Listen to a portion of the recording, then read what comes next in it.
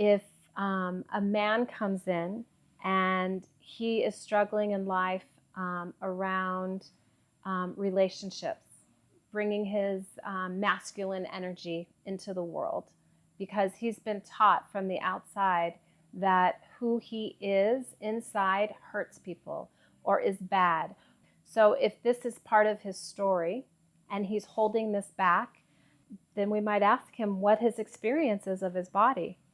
And oftentimes what will happen in that space is a man will say, I can't bring myself, I'm holding myself back. So as a facilitator, I may invite him to just play with that a little bit, to feel what it would be like to risk bringing that energy out more. And sometimes what will happen is the fear will come, and then we find out more about the fear. And sometimes what will happen is pleasure will come, and we find out more about the pleasure. And usually what will happen is that inspires, because the invitation is for everybody to feel themselves in connection to what is moving in the room.